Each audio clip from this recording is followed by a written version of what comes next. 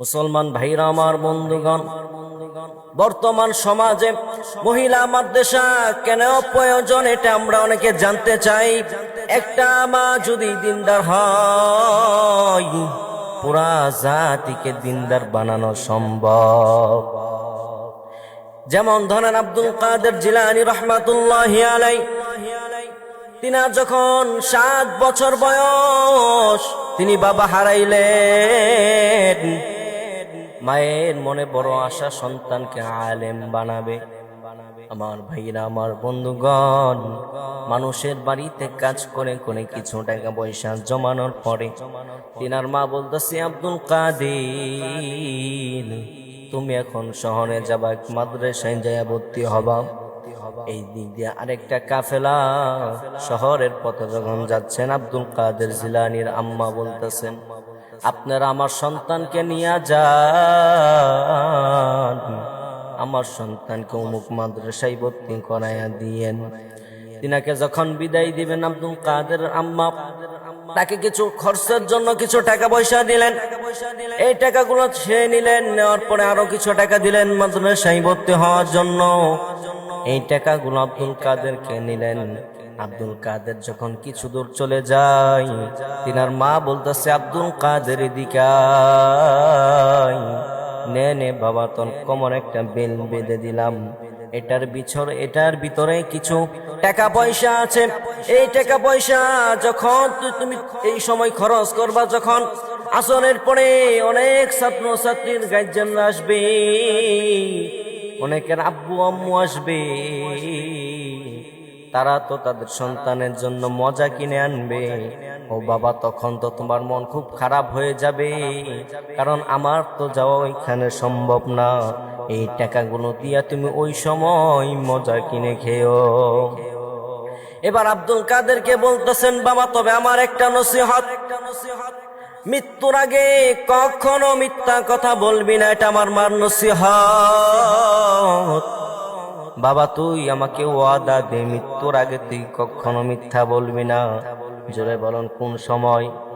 মৃত্যুর আগে মিথ্যা কথা বলবি না।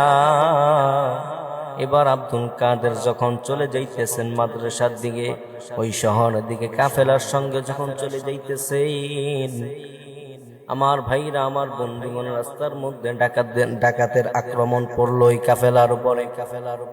ডাকাত দলের সর্দার সব, তারা ডাকাতরা সকলের কাছ থেকে সব জিনিসগুলা লুটপাট করে নিল। আমার ভাইরা আমার, বন্ধুগণ, আব্দুল কাদের জিলানী রহমাতুল্লাহি আলাইহি তিনি এক পাশে দাঁড়ানো 7 বছরের ওই যুবক। আমার ভাইরা আমার, বন্ধুগণ, ডাকাত দলের সর্দার বলতেছে, ও বাচ্চা তোমার নাম কি? বলে, আমার নাম আব্দুল কাদের। বলতেছেন, আব্দুল কাদের তোমার কাছে কিছু আসেনি? বলে, হ্যাঁ আমার কাছে কিছু টাকা পয়সা আছে। বলে, দাও দাও, টাকাগুলা দাও। আব্দুল কাদের জিলানী তিনার টাকাগুলা দিয়া দিলেন।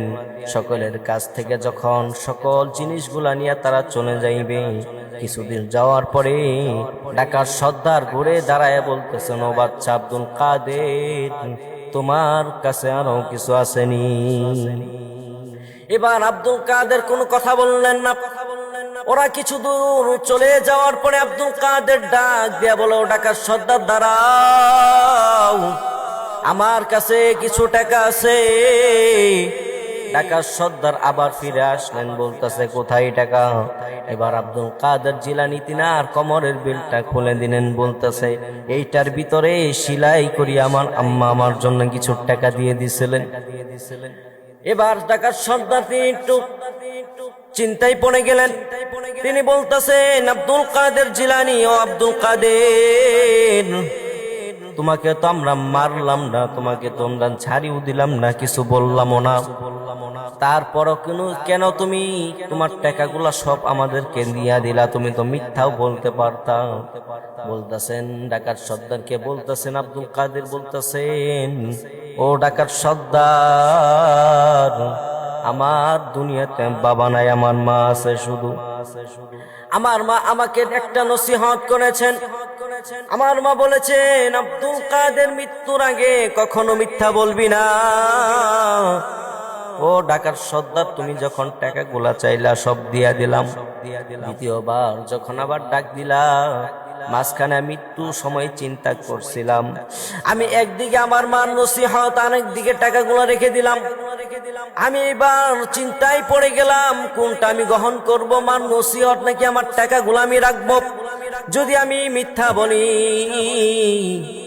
মাকে যে ওয়াদা দিছিলাম ওই ওয়াদা খেলাফ হয়ে যায়। আর যদি আমি সত্য বলি, টাকা চলে যায়, ঈমান আমার রয়ে যায়। মুসলমান ভাইরা আমার, বন্ধুগণ, চিন্তা করে দেখেন, 7 বছরের বালক সে ঈমান বুঝলো, সে ঈমান শিখলো। ও বন্ধু, এই কারণে বলি বর্তমানে মহিলা মাদ্রাসার দরকার।